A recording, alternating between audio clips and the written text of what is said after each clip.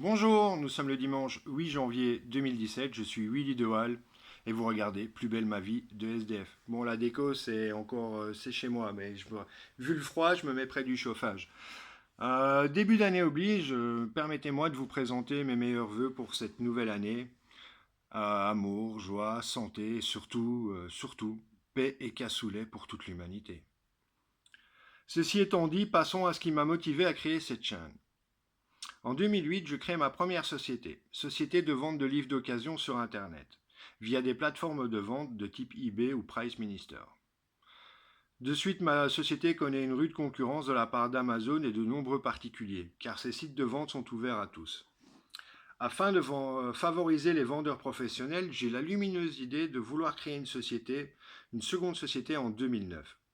J'établis un business plan que je soumets à quelques personnes spécialisées dans l'aide à la création d'entreprises et toutes me disent que le plan est bon ainsi que l'idée.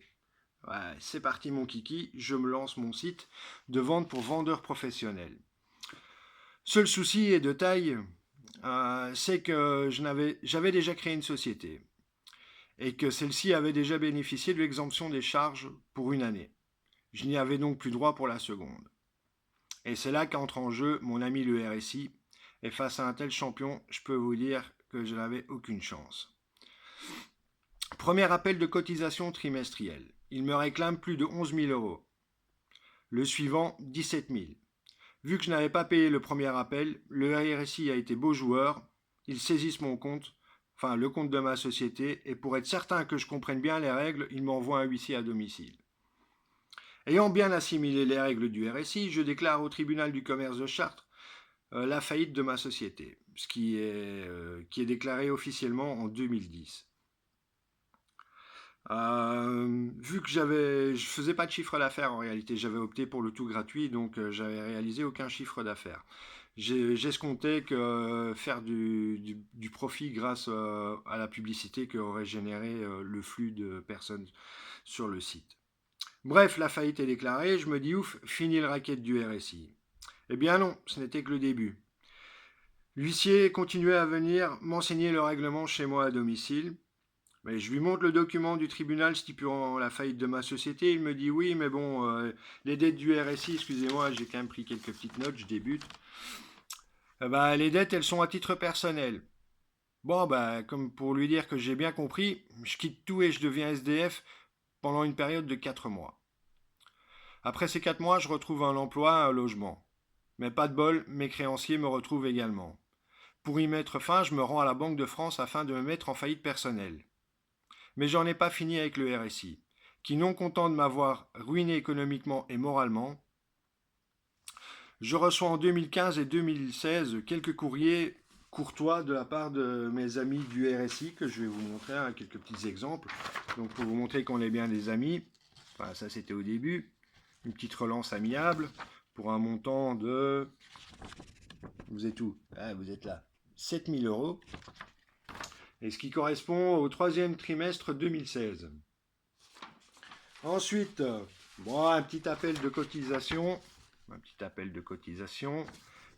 pour c'est marqué quatrième trimestre 2016 pour un montant, fête de fin d'année oblige, 20, ouais, quasiment 30 000 euros. Pour une société en faillite, hein, depuis 2010.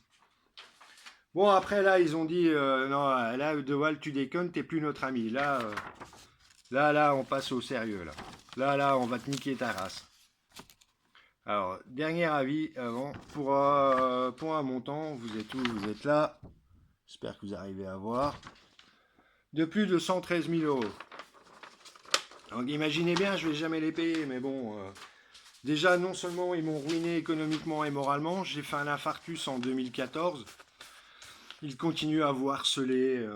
Vous avez beau leur écrire, leur envoyer des courriers, leur téléphoner, ils en ont rien à cirer. Ils vous harcèlent. Parce qu'il faut savoir qu'une fois que le RSI vous a ferré, ils vous lâchent plus, hein. Ils sont nombreux à mouliner les mecs là-bas, hein. Et s'il y en a un qui a une crampe, c'est pas grave, il y en a un autre qui va le remplacer. Et, on y va, ça mouline, jusqu'à ce que le De Waal, il arrive sur la berge et il étouffe. Donc voilà, je suis un peu fatigué de tout ça. Pour votre information, en 2014, j'ai fait un petit infarctus normal à 43 ans, un peu de stress, vous comprenez, léger stress, made in RSI.